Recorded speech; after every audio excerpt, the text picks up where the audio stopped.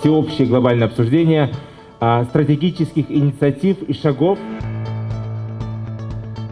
Тренд тоже крайне важный, который обозначился прям очень выпукло как раз в период пандемии, это тренд на декарбонизацию. Принимает уже очень конкретные очертания. В частности, мы говорим об углеродном налоге, то есть Европейский Союз собирается вводить что-то вроде таможенной пошлины на те товары, которые произведены с высоким углеродным следом. И это уже нас касается напрямую. Бүгін осы стратегиялық сессияның басты мақсаты екібастұздан шыққан азаматтар, көбінесе кәсіпкерлер, басшылар, жергілікті атқарушы органдарда, мысалы басқа қалаларда, облыстарда сыртта істеп жатқандардан олардың ой пікірлерін анықтау, ортаға салып, талқылап, осы бірлескен жұмыстың арқасында дұрыс шешімге келу.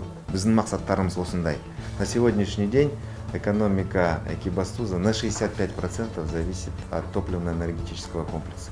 Это достаточно высокая зависимость. В среднесрочной перспективе прогнозируется снижение добычи и снижение потребления угля. Нужно найти гибкий переход к формированию новой структуры экономики. Определенная, на мой взгляд, основа положена. Здесь уже развивается железнодорожный кластер. Вы видели, да? Практически все верхнее строение пути, стрелка, шпалы, клемма, колеса. В перспективах есть бандажно-кузнечное производство. Оно уже в сфере машиностроения серьезно представлено, и доля в республике тоже очень высокая. Мы создали индустриальную зону Экибастуза. Мощности экибастузских ГРЭС-1-2 будут модернизироваться под будущие инвестиции, которые будут привлекаться сюда. Мы стратегически для себя считаем, что это должны быть чистые инвестиции с минимальным загрязнением окружающей среды. Самое важное, что в Экибастузе есть сильный человеческий капитал. Это кузница технических специалистов. Наша задача их не растерять, а наоборот переумножить.